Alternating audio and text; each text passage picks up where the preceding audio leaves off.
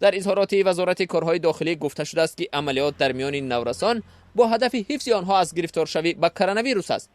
از 93 نابالغی در خیابان‌ها بازداشت شده، کارمندان مقامات 8 نفر را برای آواره‌گردی به قبولگاه تحویلگاه نابالغان ارسال نموده، دیگران را برای فهماندهی به خانه‌ها جواب دادند. با آنها تاکید کردند که حالا بدون ضرورت گشت و گذار در شهر ممکن نیست. در سامانه رسمی وزارت کارهای داخلی گفته شده است در رفت عملیات مذکور کارمندان میلیتسای پایتخت آشکار نمودند کودکان خردسال از بی‌مسئولیتی والدین خود استفاده برده هم روزانه و شبانه به کوچه‌گردی مشغول می‌باشند. دعوت ستاد جمهوری مقابله با کرونا ویروس نو در مورد بیرون نرفتن از خانه توصیوی است و در تاجیکستان تا به حال کرانتینی سراسری برای پیشگیری از کرونا ویروس جاری نشده است.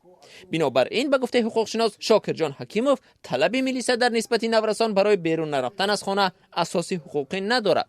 اظهارات وزارت کارهای داخلی درباره عملیات نورسان که در سامانه رسمی این نهاد نشر شد چند مراتب تغییر یافت. با گفته شاکر جان حکیموف در خبر اول گفته شده بود که میلیسا در برابر فهماندهی به نورسان در صورت تکرار این عمل والدان آنها را مانع بیرون رفتن فرزند نشدن جریمه خواهد کرد. دیرتر این بند از مقاله گرفته شد. حقوق شناس از آن اظهار حیرت میکند که چرا میلیسا میخواهد محض با نورسان در این موضوع صحبت انجام دهد، در حالی که در خیابان‌های شهر کلانسالان هم کم نیستند که بدون نقاب گشت و گذار میکنند. عملیات نورس از جانب میلیسای شهر دوشنبه از این به بعد هر روز گذرانیده می شود.